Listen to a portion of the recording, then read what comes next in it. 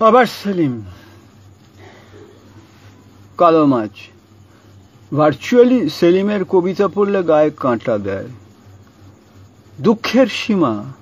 দুঃখী মানুষ বেশি দিন বাঁচে না, দুঃখের সীমা কমে আসে। শীতের বেলা ছোট বলে অপরাহ্নের বেদনাও অল্প দীর্ঘ। ঘরের ভেতর প্রাচীন লণ্ঠন জ্বলে, তার কাচ দুর্মর কুয়াশা, তার আলো দীর্ঘদিনের ঘর ঘরে গলা থেকে বেরিয়ে আসা কফ। টেবিলে একটা পুরনো বই, এক বাঙালি মেয়ে আফিম ফুলের মতো কবিতা লিখেছিল। তার অনুপস্থিতি পাতা খোলা অবস্থায় ফেলে রেখেছে। লণ্ঠন এই যেন শেষবারের মতো দম ছাড়ল। দুঃখী মানুষের দুঃখের সীমা এইবার অন্ধকারে। ঝিঝিরা যেখানে ডাকছে সেই আবহাওয়ায় একেবারে মিলিয়ে যাবে।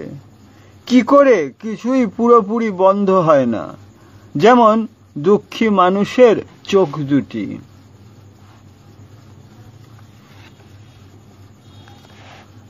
আর কিছু করার নেই। রাস্তার পাশে পরিত্যক্ত শ্মশানে উলট চণ্ডাল ফুটে আছে। আপাতত এই ছাড়া প্রকৃতির অন্য কোথাও উদ্ভিন্ন আমার হৃৎপিণ্ডের রক্তের চিহ্ন দেখতে পাচ্ছি না। কবেকার পোড়া কাঠ জড়িয়ে নীলাভ সবুজ লতা, লতাকে মেয়েদের উপমা হিসেবে ব্যবহার করেছি বহুবার। চর্মরোগের লোম ওঠা ধুলোমাখা একটা কুকুর, যার বুক হাঁপড়ের মতো দম ছাড়ে। সে যে ডাকছে তা মাটি থেকে বেশি দূরে পৌঁছতে পারে না। দৃশ্যদের মৃত্যুর স্পর্শ থেকে রক্ষা করতে কয়েকটা প্রজাপতি উড়ে এলো। তুমি তোমার পরিকল্প ডানা দুটি মেলে দিয়েছ এক মরণাপন্ন মাঝবয়সী লোকের অবসাদ এবং তা থেকে জন্ম নেওয়া ক্লান্ত কিছু চিন্তাহীন মুহূর্তে। আমার আর কিছু করার নেই। ফুলের রক্তে কালো পোকাকে অবিচল বসে থাকতে দেখি। শিল্প। দুই হাতের একটাতে ডাঁটা শুদ্ধ গোলাপ, অন্যটায় ছুরি, এবং নগ্ন অবস্থায় দাঁড়িয়েছিলে আমার ঘুমন্ত বিছানার পাশে। রক্তে স্নায়ুতে বেশি কিছু চঞ্চলতা কাজ করছিল তোমার। আমি স্বপ্ন দেখছিলাম উড়ন্ত ঘোড়ার সঙ্গে আমরা ছুটছি। আমাদের চোখ থেকে মোমবাতির শিখা ছিটকে গিয়ে কোটি কোটি উজ্জ্বল ভ্রূণ আকাশের নিশ্চলতা ভেঙে দিচ্ছে, তৈরি করছে স্রোতের মতো জীবনের পথ। কিন্তু রক্তে স্নায়ুতে বেশি কিছু চঞ্চলতা নিয়ে তুমি মুহূর্তকাল চিৎকার করেও থমকে নিশ্চুপ চোখে ভাবছিলে, উদ্ভট, অবিশ্বাস্য, এই সব থেকে পালাতে হবে প্রেম অন্তিম যন্ত্রণা রেখে। দেখেছি পরে অনেকবার গোলাপ, ছুরি, নগ্নতা, সমস্ত আসক্তির উপকরণ শিল্পের মাধ্যমে ফিরে আসে। ওই বিনয়ের ফিরে এসো চাকাকে সারপাস করে গেছে। প্রণয় ঘটিত, ট্র্যাজিক। ধাতুর পাত্রে চোখের সামনে মৃত্যু, সে এখন জীবন্ত। একটা ছোট গোলাকার ধাতুর পাত্রে জলে শোল মাছ নিজেকে ধনুকের মতো বাঁকিয়ে সারাক্ষণ ঘুরছে। একটু বেশি কাছে গেলে তার গন্ধ পাওয়া যায়। খানিক দূরত্বে থাকলে মণি দুটো একবার গিলে নিয়ে পরক্ষণেই উগরে আবার খেয়ে ফেলে। সবার আগে রঙের বিবিধ অভিজ্ঞতা মুছে যাচ্ছে। সাদা এবং কালো অবস্থায় পড়ে থাকতে দেখি পুরনো নকশা করা তৈজসপত্র। ঘরে কেউ নেই। কখনো কখনো ধাতুর পাত্র আকস্মিক শব্দ করে। ধাতুর পাত্র অল্প বিস্তর নড়ে। ঢাকনা খোলা ধাতুর পাত্র। আজ মনে হলো এমন সময় তুমি এলে হয়তো ভালো হতো। বাড়িতে অনেক দিন পর নিজের হাতে আমিষ রান্না করতাম। সেলিম শ্মশান সিদ্ধ শাক্ত তান্ত্রিক কবি আর কি। আগুন, তোমার জন্ম, তোমার যোনির অন্ধকারে আগুন জ্বলছে। রক্ত আগুনে নিদারুণ একটি পলাশ সাহস করে ফুটে আছে, নিজে পুড়ছে না, আগুনকেই সে পুড়িয়ে পুড়িয়ে আরো বিভৎস ছড়িয়ে দিচ্ছে মাটি ঘাস গাছে। আগুনের আগে আগুনের পিছে ছুটছে বন্য পশু। চৈত্র মাসের সুচতুর হাওয়া, তার ইন্ধনে আগুন শুকনো ঝর্ণার পাথরকে লাল দগদগে করে মাংসের মতো উষ্ণ, পরে ঝলসানো কালো করেছে।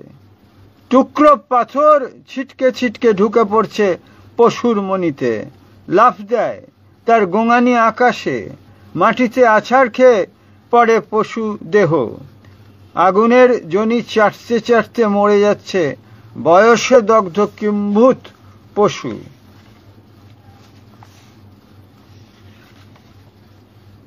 আমি এখন নরকে, নিরুপায় যন্ত্রের মতো। আমি এখন নরকে, তোমরা দেখতে পাচ্ছ? একটা তারা নিরুপায় যন্ত্রের মতো পুড়ছে, সুরের আগুন হয়ে ওইটুকু এখনো আমি পড়ে রয়েছি জীবন ধারার মধ্যে। তোমাদের অভিভূত বেদনা যতই আকাশের থেকে আকাশে ছড়িয়ে পড়ুক, বাকি সব দিক দিয়েই আমি মৃত। যার জন্য কাঁদতে কাঁদতে চোখ ছিঁড়ে পাথর বেরিয়েছিল, আমি নরকে এসেছিলাম। আমার হৃদয়ের দরুন তাকে আরো দূরের নরক টেনে নিয়ে গেছে। খুব উঁচু দুঃখের পাহাড়ে বসে কত সময় দেখে গেছি রক্তহীন দেবতাদের হাসি। আমি মরে যাচ্ছি, দেবতারা মৃত্যুর দিকে স্নিগ্ধ দৃষ্টিতে তাকিয়েছিল। আমার রক্তের ক্রিয়াকর্ম ছাড়া সমস্তই দেখতে পাচ্ছিল তারা। মনোলগ। তুমি তো বলো না, আমি বলি একা একা তোমার সঙ্গে। তোমার কথাও বলি। ভূত প্রেত আর শেয়ালেরা ঘুরে বেড়ায়। রাতের যে পথে কালীতলা বাজারের দিকে হেঁটে যেতে যেতে তোমাকে বলছি, দেখো দেখো, কালপুরুষের কুকুর রাস্তায় নেমে আমার পেছন ধরেছে। তোমার কথাও বলি। আচ্ছা, এখন কি কুয়াশা শুধু? শিকারীর চোখ জ্বলছে ধোঁয়ার ভেতরে। জানো তো, আমার জন্ম হয়েছে জোনাকির মতো ভোরবেলা মরে যাব বলে। গাছের কোটরে আমার আত্মা আমাকে জ্যান্ত পেয়ে মস্করা করে, বাঁচা মরা নিয়ে গল্প ফাঁদতে চায়। কি বলছো? হাত চেপে ধরে রাখবো? হাড়ের মতো সাদা রোগা হাত, যা দেখে চাঁদের মতো ভয় পেয়ে তুমি ডুবে গিয়েছিলে এবড়ো খেবড়ো পাথরের বুকে। এমন কষ্ট, এত জল খেতে ইচ্ছে করছে।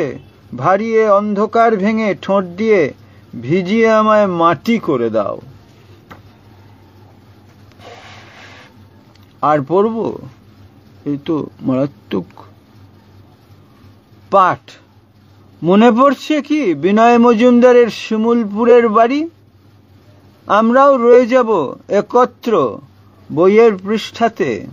কি ক্রুশিয়াল লাইন!